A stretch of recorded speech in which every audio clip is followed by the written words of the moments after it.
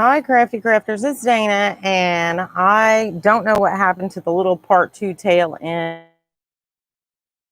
some days ago. I apologize because I have no clue where it went. So I just thought I would show the last few things on that haul. I stopped with, and this is the online stuff from Spellbinders. If you don't use the Spellbinders website, I would, I go there, I click on the clearance, and then over in the left where you can put the search information, I always put for things $3 and under. Now it's $4, really low clearance stuff. I found these balloons. I thought they were super. They're layered stickers. I don't know if you can see. Let me pull the slide over. I don't know if you can see the layers here. There we go. That's a little better. They're really cute. These have little gold strings on them. I thought these were adorable. And so I got those, but these thrill me. This and this, I'm really excited about. These are paper clips, and those that know me know I probably need a paper clip intervention. Hi, Grandma Joe. But I found these. There's 4 different types in here. So I'm just going to show you each one of the 4. I thought these would be really fun to add things to. So we've got the airplane. We've got the car, and then we have people, and I think the people are so cute. Look at them on a here, let me put it. Michelle sent me this little Happy Mail, and I'm going to stick these people on here so you can see what they look like on a page. You know, sometimes you buy a paper clip that's in a shape, and when it's on the page, the shape kind of loses its meaning sometimes because you can't really tell what it is. These, you can tell what all they are. So we've got the people. Well, we've got, oh, this one's got a dress. Hang on. Not all of them have dresses. Some are in pants. So here we have the people. And then we have the airplane. And then we have this little car. And I think that's so cute. So you get, I believe, 5 of each in this pack. You get 24 pieces. So you get 6 of each in this pack, I guess. Okay. And it came in this neat little envelope, which is handy dandy to keep them in. I have a drawer of theme envelopes, a little tiny drawer over here. Also, I bought these envelopes. Now, if you've never bought these envelopes, I wasn't familiar with them. As you get 4 small 2x2 envelopes, 3 4.4x4. The 2 larger ones are about 4 and a little over 4 by a little over 3.5, and then 1 jumbo one, which is a little over 4.5 by 5. So here's the jumbo one.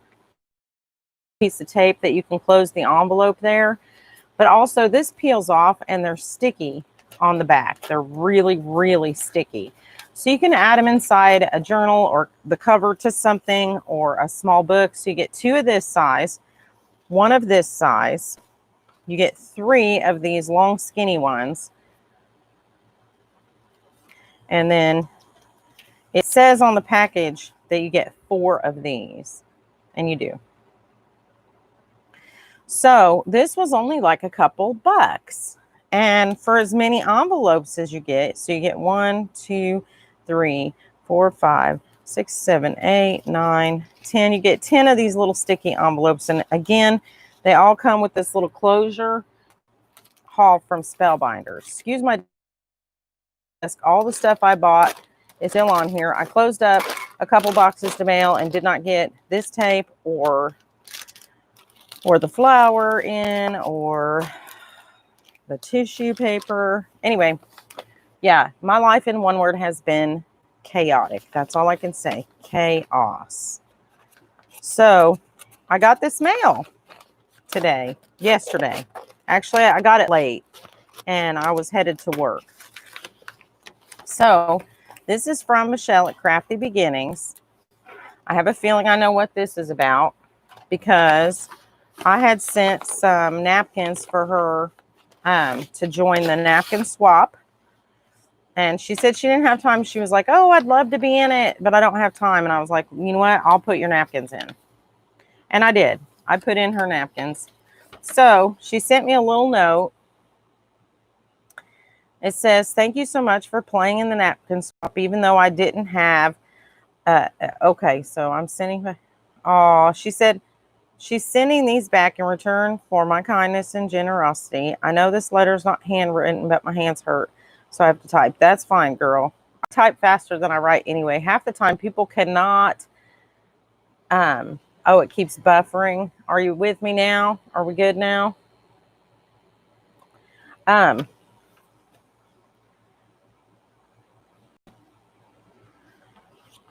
that's sweet. She sent a sweet letter. Oh, you didn't have to do this, Michelle, but look at these napkins. Isn't that pretty? I love that. It's got the taupe and the white and some like Art Deco type. Oh, look at that. Princess. Oh, look at this.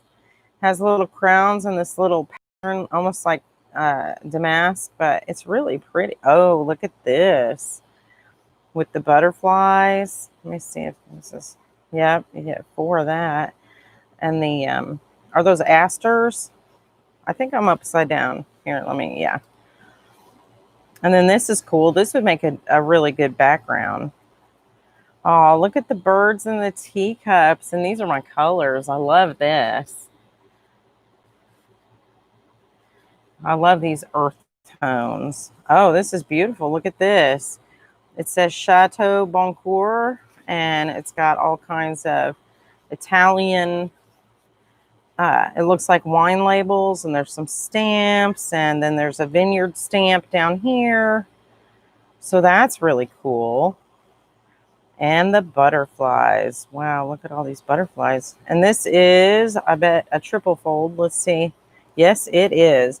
So look at that. She sent me a couple of these, and that's a triple fold. And look at the colors. Aren't the colors pretty on that? All the pinks and bright yellows and oranges. Oh, I love these 3 colors together. I really do. And even a little turquoise and some navy thrown in here and there. That's really pretty. Oh, look at this. That's really pretty. Is that a triple fold? That's pretty. Look at that. And all the wildflowers with the script in the background. That's nice. I could do a lot with that.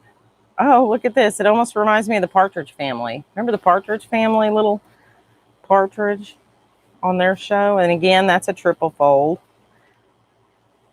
So you get 3 of that. She sent me a couple of those. Oh my goodness, Michelle. Sue is going to go crazy. Sue loves anything ocean themed. She is going to lose her mind. And you get, again, 6. So you got 3 of this image and 3 of this image. So that's fantastic. And you can separate these little shells out. And I love the color. I love the reddish orange. And then this has got like some seafoam green and gold. And that's got the blue. That'll be really fun. Oh, these are fun. These are foiled. You don't see foiled napkins very often. Love, love, love.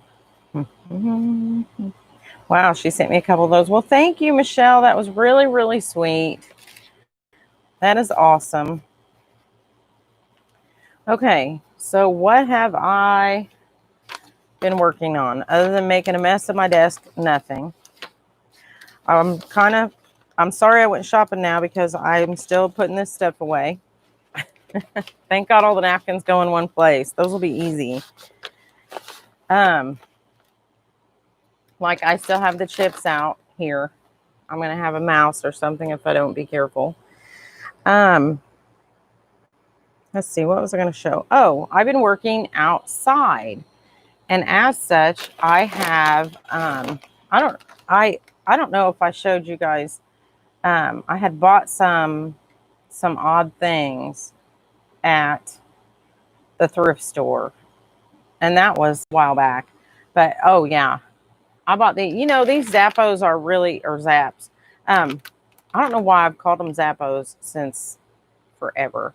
These used to only be available in southern Indiana where the factory was. And they had the best barbecue potato chips anywhere. And as they have spread out farther and farther and farther, I have been able to find them more often. But my Dollar Tree started selling these. This is the Cajun Dill Gator Taters. New Orleans kettle style. So they're a little bit thicker cut, a little crunchier. This one kills me. Thad loves this flavor. It's a little spicy for me, but this is their New Orleans kettle style voodoo flavor. And if you look close, it has little voodoo dolls all over it with pins stuck in them. And I think that is the cutest bag ever. Is that not the craziest bag you ever seen? I think that is just adorable. Crazy, but adorable. So voodoo flavor is like a Cajun-y, hot, spicy cross between like a barbecue and a gumbo maybe. Anyway, but those are still from my last haul where I went to the Dollar Tree. So what am I working on? Well, let me see. I have taken pictures, none too recent, but I can kind of show you what I did. You guys all know everyone knows I love blue. I'm going to turn this light off so it doesn't reflect on my screen. I love everything blues and greens, every tone of blue and green. And I could not decide what color to paint my patio furniture. So I'm going to show you the patio furniture. It was starting to get waterlogged and it had to be coated. So initially I was going to stain it all one color, and I didn't want to. We got this, I'll tell you, we got this by the side of the road. It was a child's picnic table, and the top was rotten, and Thad pulled the top off and made new cedar boards for it. So there's the picnic table, and here's the rest of the mess in my driveway. So here we have a great big long picnic table. I call this my Last Supper table. Let me see if I can turn it this way. Maybe that's better. I call it my Last Supper table because it's so long. I got to turn the brightness down because I think it's glaring. Why can't I? I can't do it. All right. Well, I call this table my Last Supper table over here. And then I have the child's picnic table, and we had this long bench from a train station that we got, or a bus station maybe, I don't know. Somebody gave it to us, but it had 4 legs, so we cut it in half. So that was going to be the benches for the picnic table. So what I did was I had this appley green and this electric blue and robin's egg blue, and I had a real pretty teal, and I had almost a neon green, like almost a yellow, but in here it looks yellow. And I just started to paint each board a different color. This is my pot holder over to the side by where the potting area is. This is an old ladder Thad had that wasn't any good anymore, and I painted every rung a different color. Let me see if I can turn this off. Maybe that's glaring on it. Well, something's glaring on it.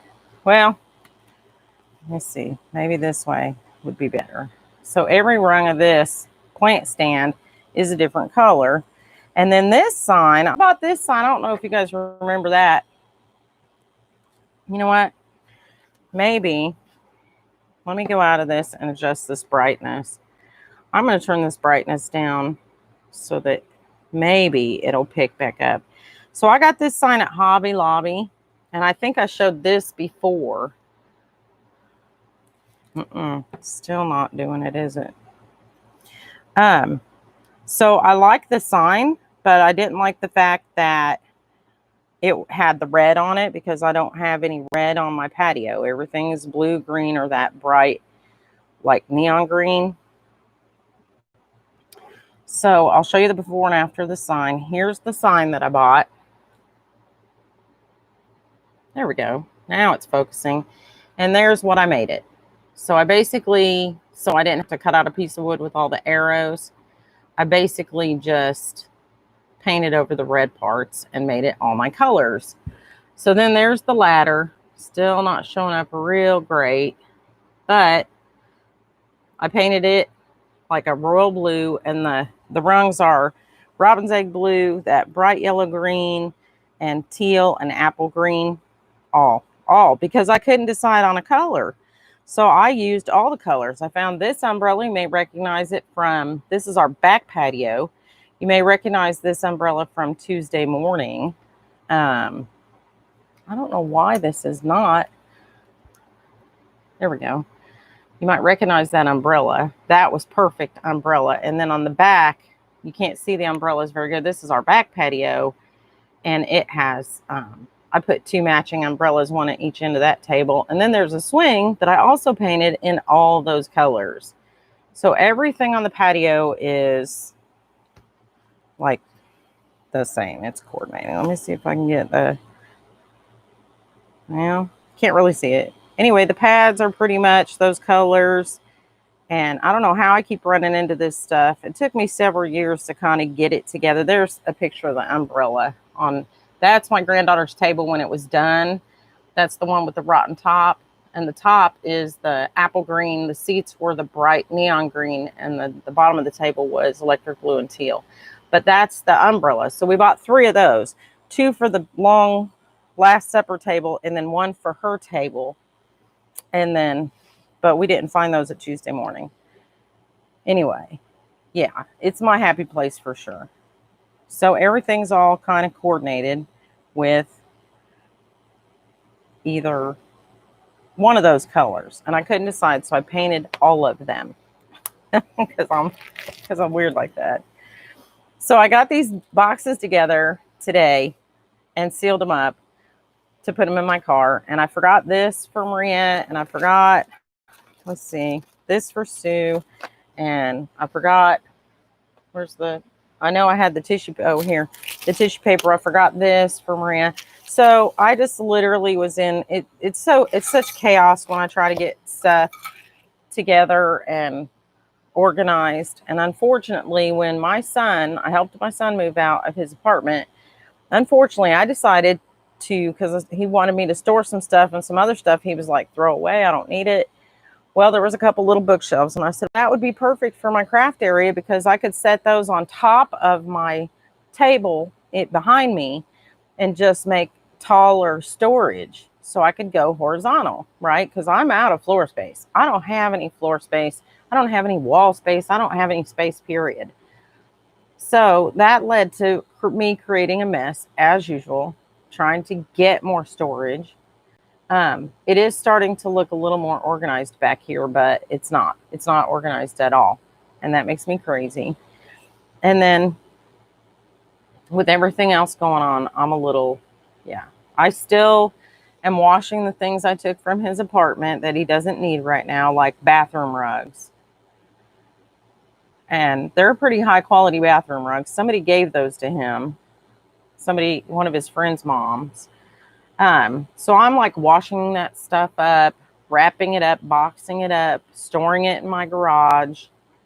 There were a few things he was like, throw this away, throw that away, throw that away. Well, the pots and pans, he had a few really good quality pots and pans. And he was like, I don't need those, throw those away. Well, no, Andrew, you can't really afford to replace those. So I did take like some nice Pyrex dishes I had found at the Goodwill and scrubbed up for him because they were just grungy. And I took the things that were expensive to replace and things that you would need when you move into your new place. A can opener. You know how long he went without a can opener? I brought him some groceries and he was like, Mom, I can't eat tuna. He loves tuna sandwiches for lunch and it's easy and quick. And so I bought him, when he first got the apartment, I bought him like all these cans of tuna fish. And then he's like, I can't even have a tuna fish sandwich. He could not remember to buy a can opener. I couldn't remember to buy a can opener. So I kept bringing him stuff and we kept forgetting to get him a can opener. So I kept the can opener, things like that. So he was frustrated. You know, it's frustrating moving, and he didn't really want to move out. And he texted me today that he thinks he got a new job, but you know what? He can't get a new place without a new job. So hopefully that works out. Anyway, COVID has affected everyone, I guess. So we'll see what happens. I told him I'm not in a position to really, help out too much right now. I'm sorry about that, but he's young and he's got friends and he'll figure it out. He's just got to pull his bootstraps up. All right, so that's it for me right now. I'm up early, so it's 3:00. I could show what I've been working on. I don't know if I've shown it yet or not, but I've been making Dried flowers. Grandma Jo, did I show the dried flowers papers? I think I did. I think I've shown those already. I'm not sure. Let's see. Well, if I didn't show them, I didn't put them back where they belong. Oh, yeah, I did. Here they are. I rearranged. Well, I'm going to show you what I've been working on when I have a minute. Everybody that has watched my channel knows I've been pressing flowers. And so I literally went through my yard and pressed every single thing. And the things not in my yard were baby's breath that I bought from Michael's, and I had sprayed it a little bit.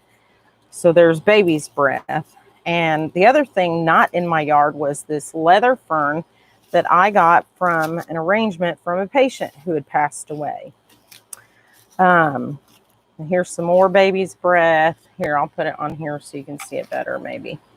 You can kind of, it's a little bit more, that's not showing up at all, is it? Looks better down there, doesn't it? Well, then this is comfrey, and it's a cool flower because it's like curled around, and the new flowers come out up here, and the old flowers are open and dead here, and the blooms are like here in the middle.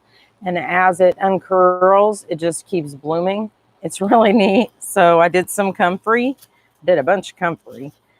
It's hard to capture. I did some wild strawberry blooms. Those are hard to get. This was not from my yard. These were the rose petals from my patient's flower arrangement. Not sure I loved those, but this I love. This is Suchera or silver bells, or not, yeah, coral bells. And I love that. And then I did wine and roses. This I stamped first with a background stamp and then did the wine and roses. So all of these are on either wax paper with a napkin over them or just plain. This doesn't have any napkin over it. It basically is just Mod Podged onto the wax paper. Some of them have the napkin on them. Some of them don't. I was basically experimenting with this stuff. The ones that came out coolest, I'll show you.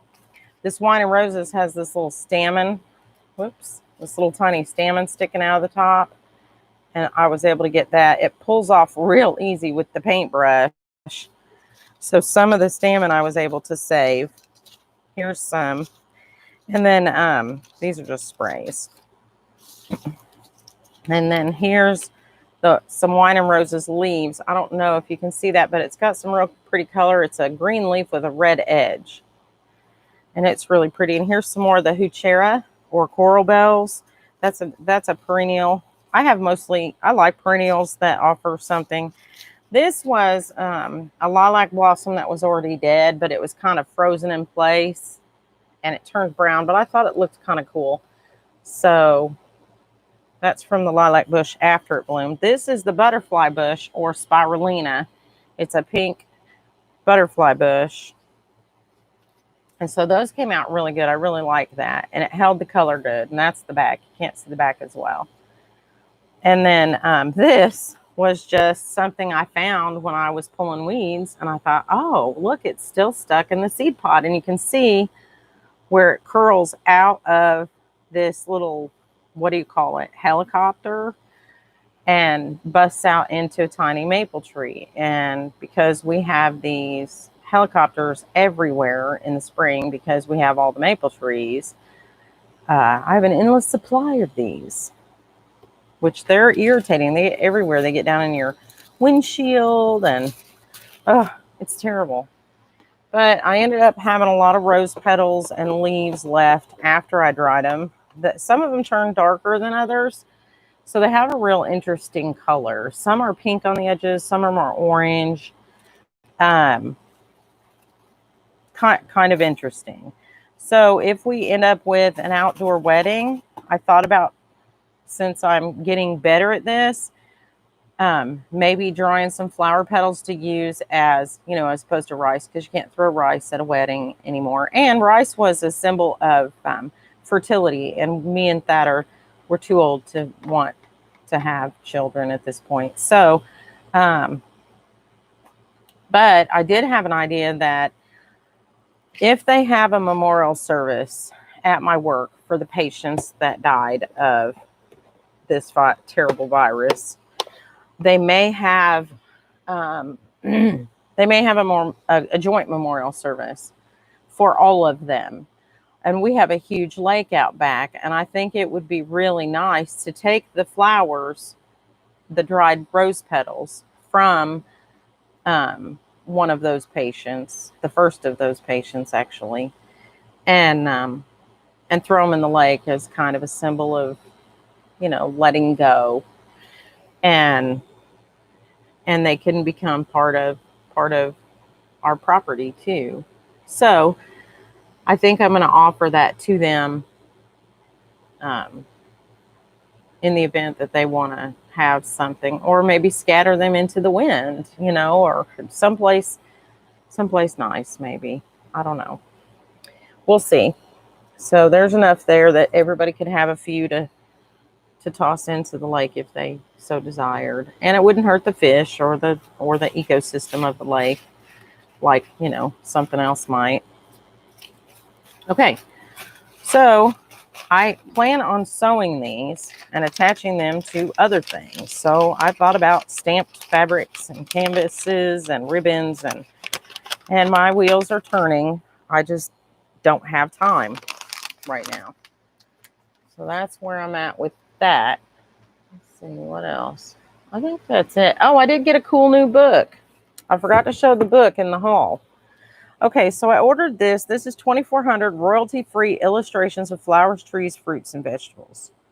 Now, Grandma Joe, you could totally, and this comes with a download, you could totally take some of these images, work on them on your what do you call it? Your Photoshop, I guess, is it? And you could turn these into something else, maybe a collage of some sort, or just use some of them for a background or focal point.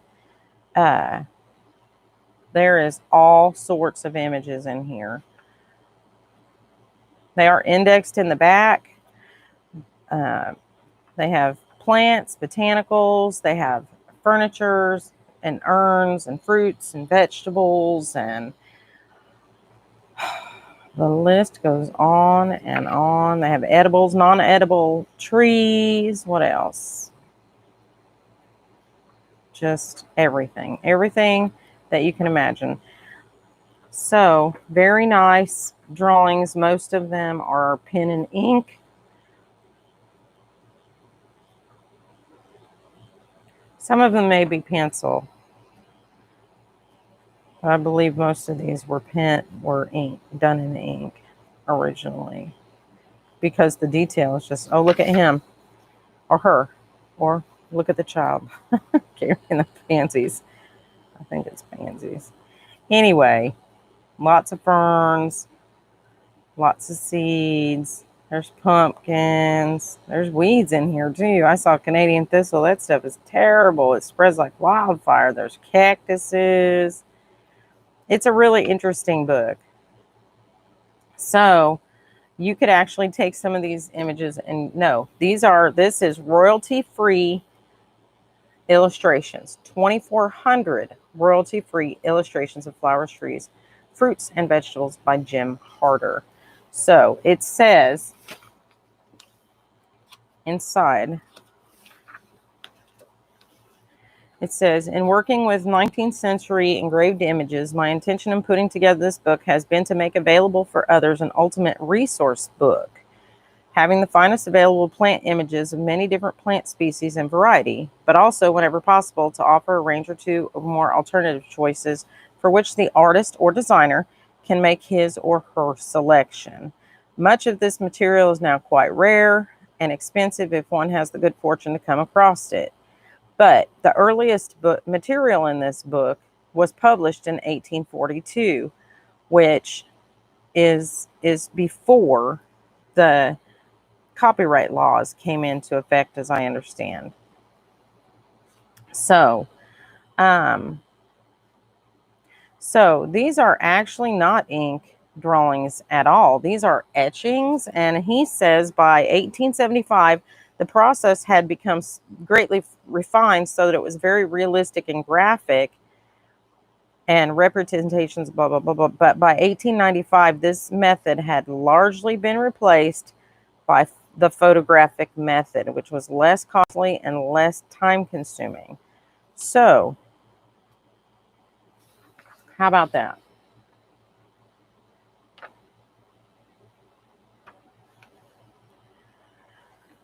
Okay, so it's a source. And these are plates. These are etched plates that have been scanned into this book.